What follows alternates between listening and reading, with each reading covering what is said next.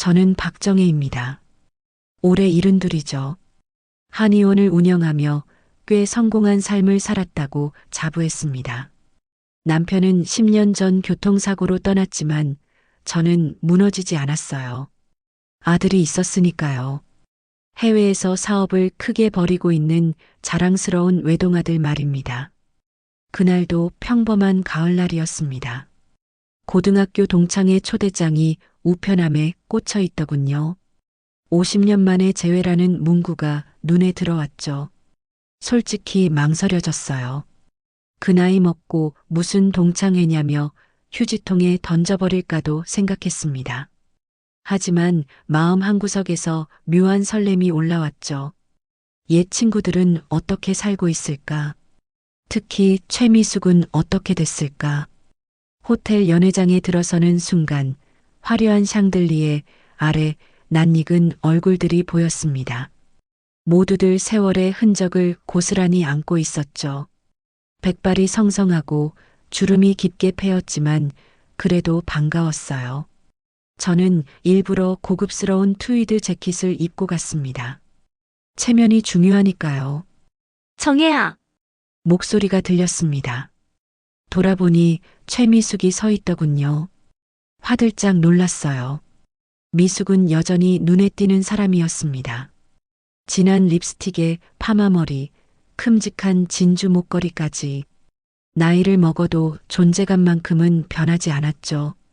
저는 억지로 미소를 지으며 그녀를 껴안았습니다. 세상에 미수가 정말 오랜만이네. 그러게 말이야.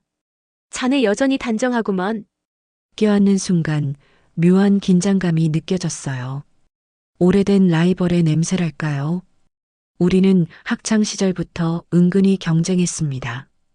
성적, 외모, 남자애들의 관심까지. 하지만 졸업 후엔 각자의 길을 걸었죠. 저는 한의사가 됐고 미숙은 성악을 했다고 들었어요. 자리에 앉자마자 미숙이 말을 건넸습니다. 자네 아들 정말 대단하다며? 해외에서 큰 회사 한다던데. 저는 가슴이 부풀었어요. 자랑할 기회였으니까요. 뭐 그럭저럭 하더라고. 요즘 바빠서 통화도 잘 못해. 부럽네. 우리 애들은 그저 그렇거든. 미숙의 목소리엔 묘한 씁쓸함이 배어 있었습니다. 저는 그 순간 알았죠. 미숙도 힘든 시간을 보냈구나. 하지만 내색하지 않았어요. 승리감이 느껴졌거든요. 다른 친구들과 이런저런 이야기를 나눴습니다. 누구는 손주를 받고, 누구는 남편을 먼저 보냈고, 누구는 아직도 일을 한다고 했죠. 저는 적당히 맞장구 치며 웃었습니다. 하지만 마음 한편은 불편했어요. 미숙의 시선이 계속 신경 쓰였거든요.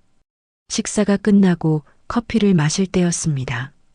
미숙이 슬쩍 다가와 속삭였어요. 정혜야, 자네 아들 사업이 그렇게 탄탄한가? 순간 등골이 서늘해졌습니다. 왜 그런 질문을 하는 걸까? 저는 애써 태어난 척했죠. 물론이지. 왜 그래? 아니, 그냥. 요즘 세상이 험하니까 걱정돼서. 미숙은 의미심장한 미소를 지으며 자리로 돌아갔습니다. 저는 커피잔을 들었지만 손이 미세하게 떨렸어요. 이상했어요. 뭔가 알고 있는 듯한 말투였거든요. 동창회가 끝나고 집으로 돌아오는 길, 저는 핸드폰을 꺼내 아들에게 전화를 걸었습니다. 하지만 연결되지 않았죠.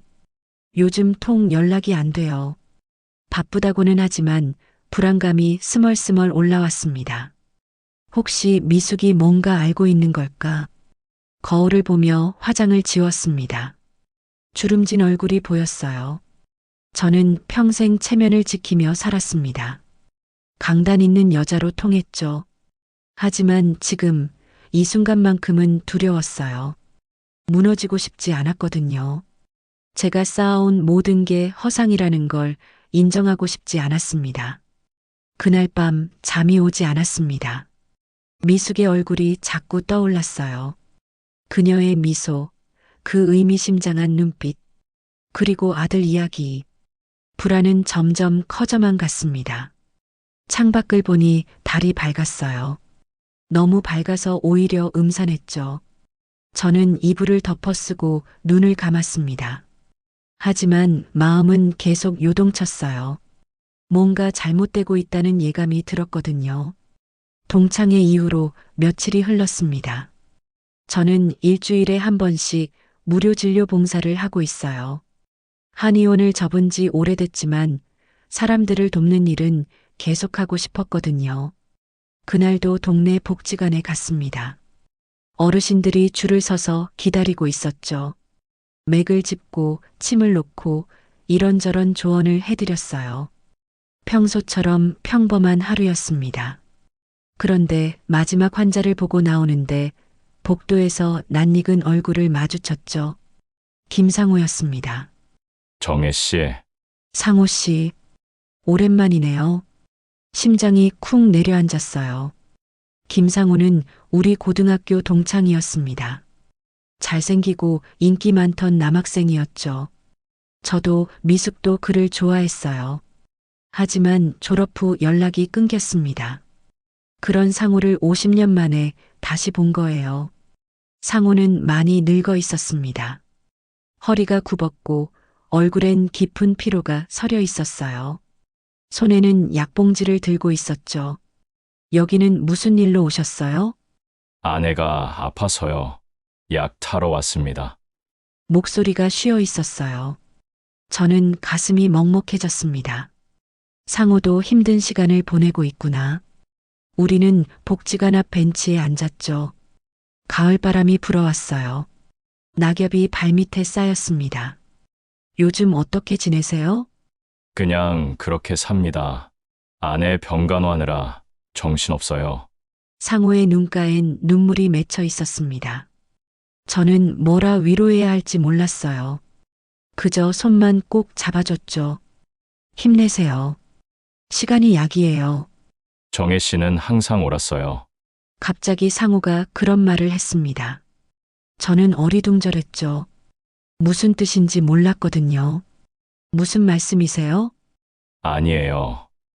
그냥 옛날 생각이 나서. 상호는 더 이상 말하지 않았습니다. 그냥 먼 산을 바라볼 뿐이었죠. 저는 불편했어요. 뭔가 숨기고 있다는 느낌이 들었거든요. 과거의 기억이 스쳐 지나갔습니다. 고등학교 시절 상호는 저와 미숙 사이에서 고민했어요. 둘 다 좋아한다고 했죠. 하지만 결국 선택은 하지 못했습니다. 졸업하면서 자연스레 멀어졌거든요. 저는 그 일을 거의 잊고 살았어요. 하지만 지금 상호를 다시 보니 그때 일이 새록새록 떠올랐습니다. 미숙이는 요즘 잘 지내나요? 상호가 물었습니다. 저는 움찔했어요. 왜 갑자기 미숙 이야기를 꺼내는 걸까? 글쎄요. 동창회에서 봤는데 여전하더라고요. 그래요. 미숙이도 참 대단한 사람이죠. 상호의 목소리엔 묘한 감정이 실려 있었습니다. 그리움? 아니면 후회? 저는 알 수 없었어요. 하지만 불편한 건 사실이었습니다. 헤어질 때 상호가 마지막으로 말했습니다. 정혜 씨, 인생은 참 아이러니해요. 우리가 옳다고 믿었던 게 결국 틀릴 수도 있다는 거.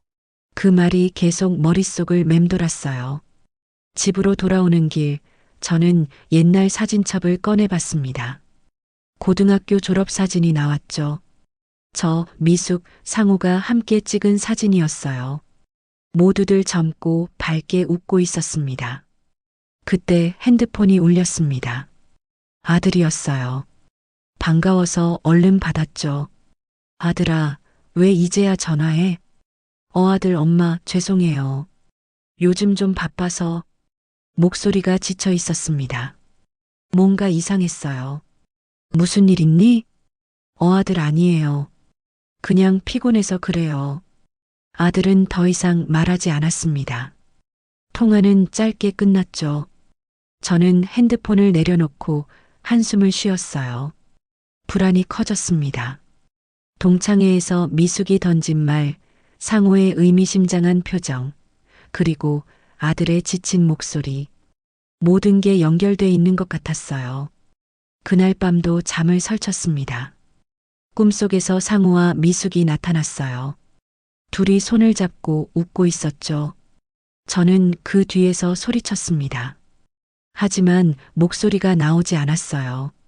꿈에서 깨어났을 때 온몸이 땀으로 젖어 있었습니다. 뭔가 잘못되고 있다는 확신이 들었죠. 하지만 저는 아직 몰랐어요. 이게 시작에 불과하다는 걸 말입니다. 며칠 후 동창회 2차 모임이 있었습니다. 저는 가고 싶지 않았어요. 하지만 친구들이 자꾸 재촉해서 마지못해 나갔죠. 장소는 동네 한정식집이었습니다. 분위기는 화기애애했어요. 모두들 소주를 마시며 옛날 이야기를 했죠. 미숙도 와 있었습니다. 그녀는 저보다 먼저 와서 이미 취해 있었어요. 얼굴이 빨개지고 목소리가 커졌죠. 저는 가능한 한 미숙을 피하려 했습니다. 하지만 자리가 좁아서 결국 옆에 앉게 됐어요. 정혜야, 잘 지냈어? 미숙이 소주잔을 들이밀었습니다. 저는 받아 마셨죠. 술이 목을 타고 넘어갔어요. 쓰고 뜨거웠습니다. 그럭저럭 지내지. 자네 아들 말이야. 요즘 소식 들었어? 순간 손이 굳었습니다. 왜 자꾸 아들 이야기를 하는 거죠? 저는 애써 웃으며 대답했어요. 아들이 뭐? 아니, 그냥. 요즘 투자 사기가 많다더라고. 조심해야 한다던데.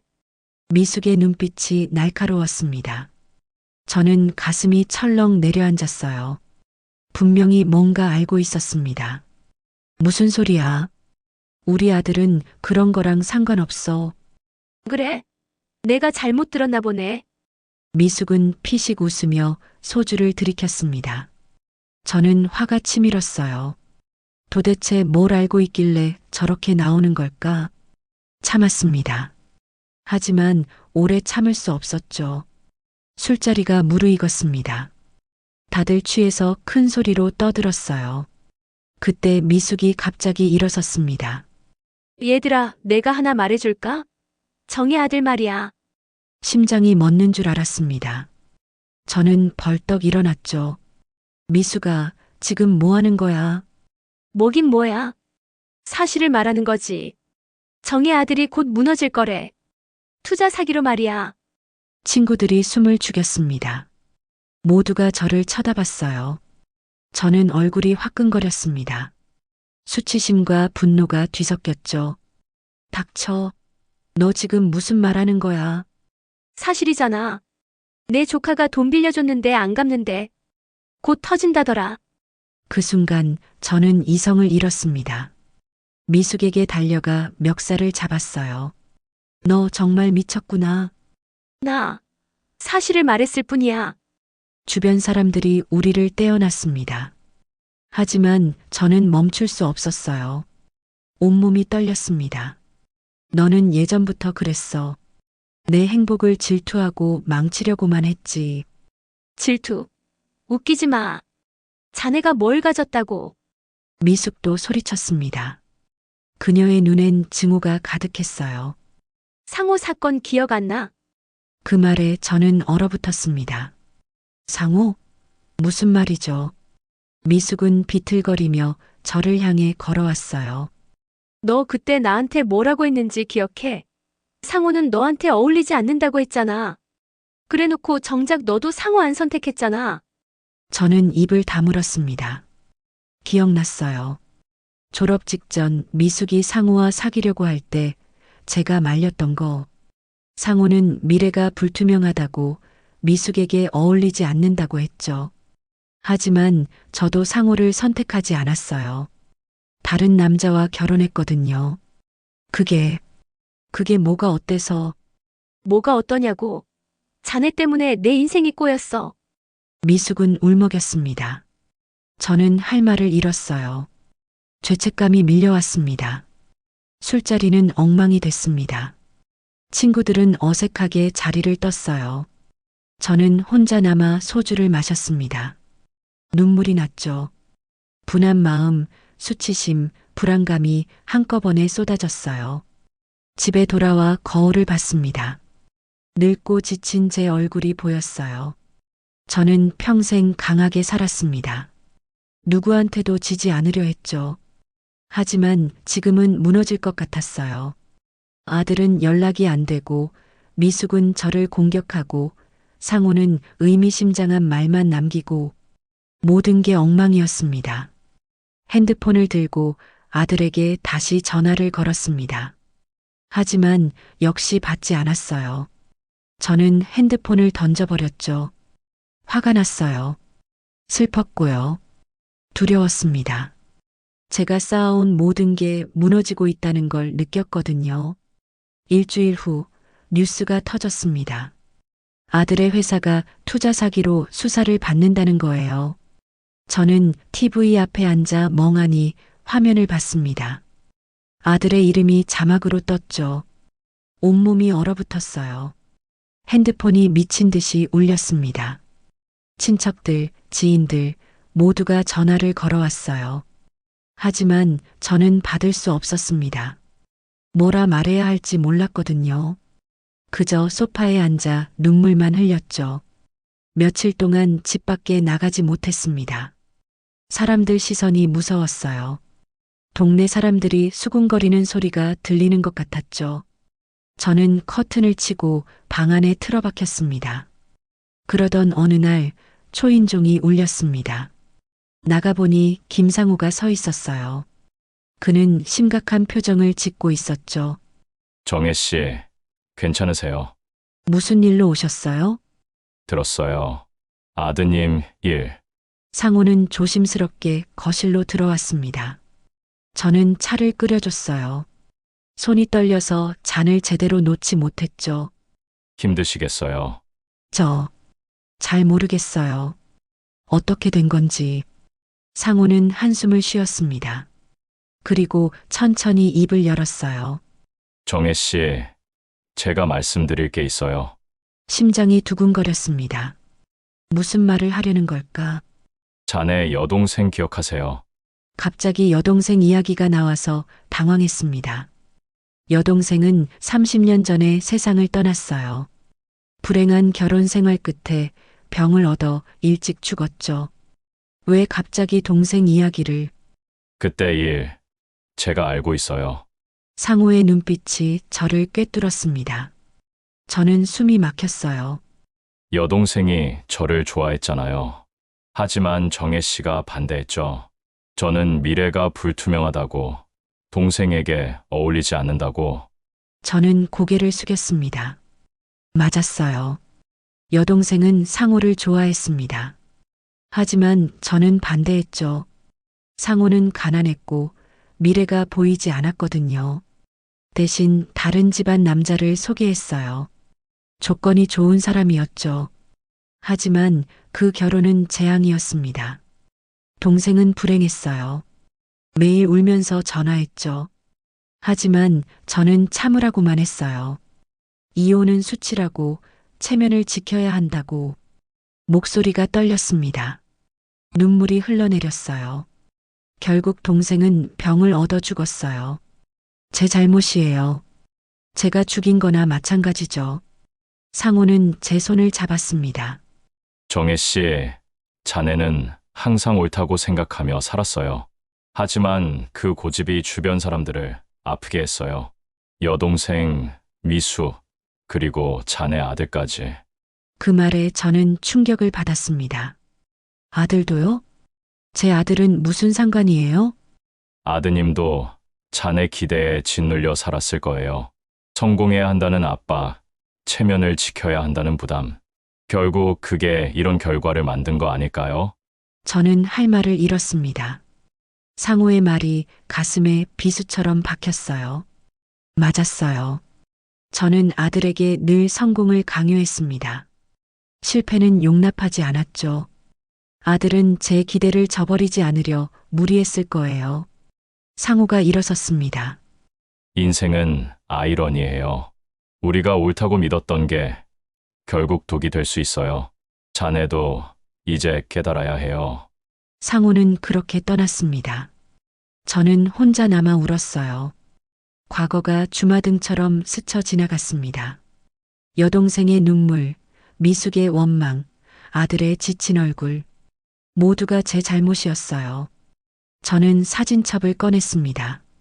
여동생과 찍은 사진이 나왔죠. 동생은 밝게 웃고 있었어요. 하지만 그 웃음 뒤엔 슬픔이 숨어 있었습니다.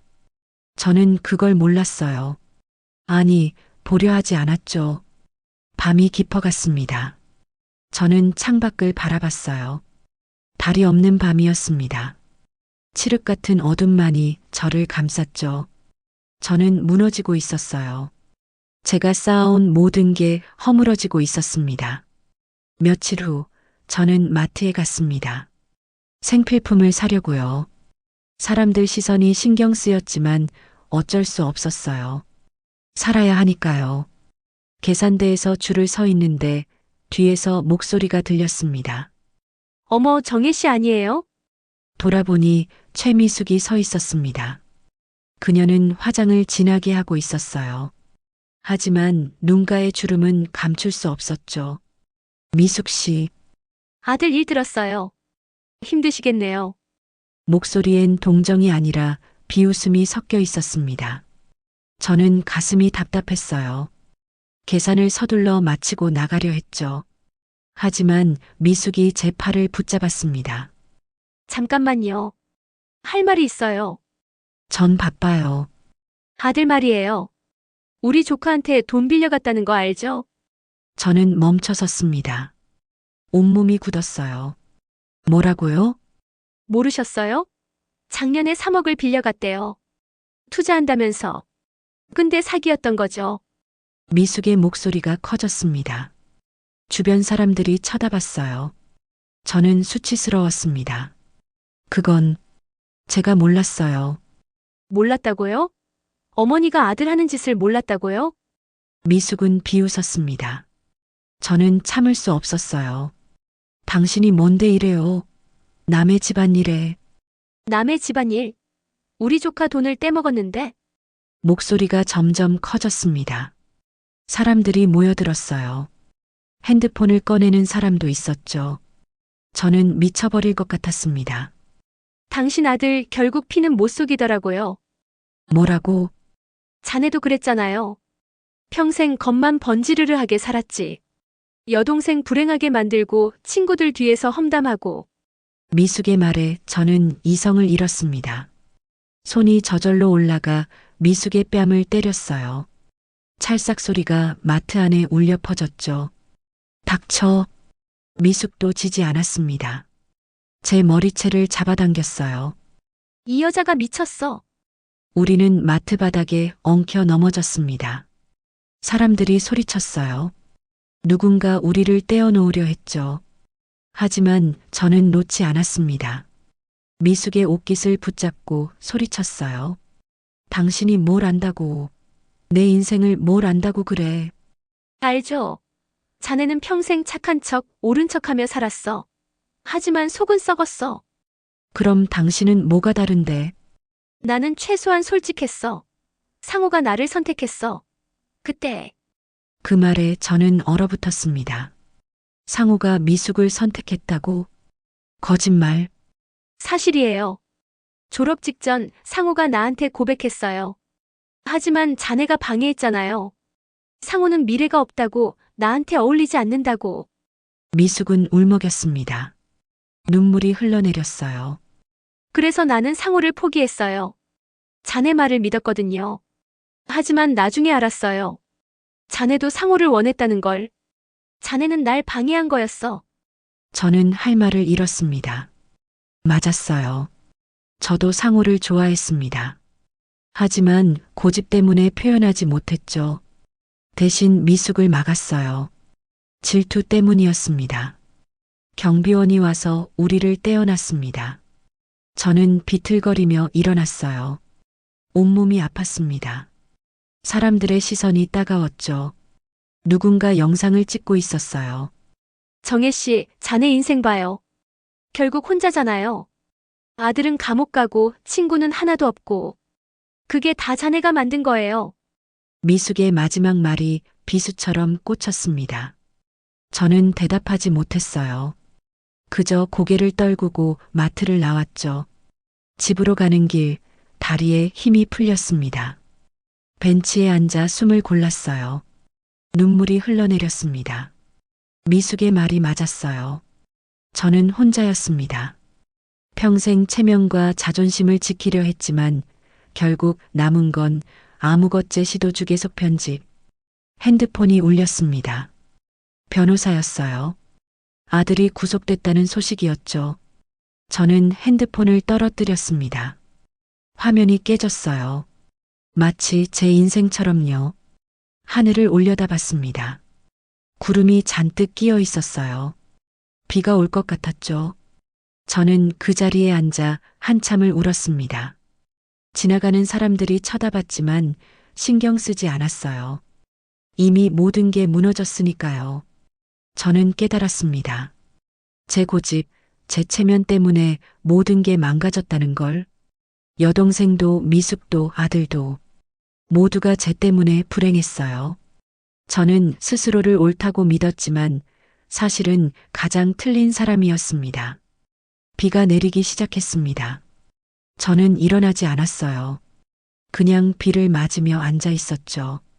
차갑고 시린 빗물이 온몸을 적셨습니다. 하지만 아무런 느낌이 없었어요. 이미 마음이 얼어붙었으니까요. 병원 침대에 누워 있었습니다. 마트에서 쓰러진 뒤 응급실로 실려왔대요. 과로와 스트레스 때문이라고 했죠. 링거를 맞으며 천장을 바라봤습니다. 하얀 천장만이 제 시선에 들어왔어요. 아무도 찾아오지 않았습니다. 친척들도 친구들도. 저는 정말 혼자였어요. 핸드폰엔 문자 하나 없었죠. 아들은 구치소에 있고 연락할 사람도 없었습니다. 간호사가 들어와 링거를 확인했습니다. 디간호사 보호자는 안 오세요? 없어요. 디간호사 가족은요? 아들이 있긴 한데 지금은 못 와요. 간호사는 안타까운 표정을 지으며 나갔습니다. 저는 다시 혼자 남았어요. 정적만이 방을 가득 채웠죠. 침대 옆 서랍을 열었습니다. 지갑 속에 낡은 사진이 있었어요. 여동생과 찍은 사진이었죠. 동생은 환하게 웃고 있었습니다. 하지만 그 웃음이 이제는 원망처럼 느껴졌어요. 미안해. 정말 미안해. 혼잣말을 했습니다. 눈물이 흘러내렸어요. 여동생에게, 미숙에게, 아들에게, 모두에게 미안했습니다. 하지만 이제 와서 미안하다 한들 무슨 소용이 있을까요? 이미 모든 게 끝났는데. 사흘째 되는 날 병실 문이 열렸습니다. 최미숙이 들어왔어요. 저는 깜짝 놀랐죠. 왜 온 걸까? 왔네요. 저는 대답하지 않았습니다. 미숙은 침대 옆 의자에 앉았어요. 한동안 침묵이 흘렀죠. 자네 소식 들었어요. 쓰러졌다면서요. 상관없잖아요. 당신이랑은. 그렇긴 하죠. 미숙은 가방에서 사과 하나를 꺼냈습니다. 깎아서 제게 건넸어요. 저는 받지 않았죠. 왜 왔어요? 글쎄요. 나도 잘 모르겠어요. 미숙은 사과를 접시에 놓았습니다. 그리고 창밖을 바라봤어요. 우리 참 어리석게 살았죠. 60년 동안 서로 질투하고 미워하면서. 저는 고개를 돌렸습니다. 미숙의 얼굴엔 피로가 가득했어요. 상호 만났어요. 며칠 전에 저는 대답하지 않았습니다. 상호 아내가 돌아가셨대요. 어제. 충격이었습니다. 상호의 아내가 돌아가셨다니. 상호가 그러더라고요. 우리 셋 다 불행했다고. 결국 아무도 행복하지 못했다고. 미숙의 목소리가 떨렸습니다. 저도 가슴이 먹먹해졌어요. 인생은 노래 같아요, 정혜 씨. 고운 목소리로 시작해도 끝은 삐끗할 수 있는 법이죠. 미숙은 일어섰습니다. 떠나려는 것 같았어요. 미숙 씨, 뭐요? 미안해요. 미숙은 잠시 멈춰섰습니다. 뒤돌아보진 않았어요. 나도요. 그리고 문을 닫고 나갔습니다. 저는 혼자 남았어요. 창밖을 바라봤죠. 해가 지고 있었습니다. 붉은 노을이 하늘을 물들였어요. 퇴원날 집으로 돌아왔습니다. 텅 빈 집이 저를 맞이했어요. 먼지가 쌓여 있었죠. 저는 천천히 거실을 걸었습니다. 사진들이 벽에 걸려 있었어요. 남편, 아들, 그리고 저. 모두 웃고 있었습니다. 하지만 그 웃음이 이제는 허상처럼 느껴졌어요. 소파에 앉아 사진첩을 펼쳤습니다. 여동생, 미숙, 상호. 모두가 젊었던 시절의 사진들이었죠. 저는 한 장 한 장 넘기며 울었습니다. 후회가 밀려왔어요. 만약 다시 돌아갈 수 있다면 다르게 살 수 있었을까? 하지만 되돌릴 순 없었습니다. 시간은 흘러갔고 저는 늙었어요. 이제 남은 건 고독뿐이었죠. 창밖을 바라봤습니다. 달이 떠올랐어요. 밝고 차가운 달빛이 방 안을 비췄죠. 저는 그 빛 속에 앉아 있었습니다. 미소도 울음도 아닌 표정으로요. 평생 옳다고 믿었던 것들이 결국 독이 됐습니다. 체면, 자존심, 고집. 그것들이 제 인생을 망쳤고 주변 사람들도 불행하게 만들었어요. 이제 저는 알았습니다. 하지만 너무 늦었죠. 핸드폰이 울렸습니다. 아들에게서 온 문자였어요. 아들, 엄마, 미안해요. 단 4글자였습니다. 저는 답장하지 않았어요. 뭐라 말해야 할지 몰랐거든요. 그저 핸드폰을 내려놓고 다시 창밖을 바라봤죠. 바람이 불었습니다. 나무가지가 흔들렸어요. 낙엽이 떨어졌죠. 저도 그 낙엽처럼 떨어지고 있었습니다. 천천히, 조용히. 이제 저는 혼자입니다. 평생 쌓아온 모든 게 무너졌어요. 하지만 이상하게도 마음은 비어 있었습니다. 슬프지도 화나지도 않았어요. 그저 담담할 뿐이었죠. 달빛이 점점 밝아졌습니다. 저는 그 빛 속에서 눈을 감았어요. 이제 모든 게 끝났습니다. 제 인생도, 제 욕심도, 제 고집도. 남은 건 텅 빈 집과 차가운 달빛뿐이었죠. 창밖을 마지막으로 바라봤습니다. 아무 표정 없는 얼굴로요. 미소도 아니고 울음도 아닌 그저 텅 빈 시선으로 세상을 바라볼 뿐이었습니다. 이것이 제 인생의 끝이었어요. 고독하고 쓸쓸한 끝.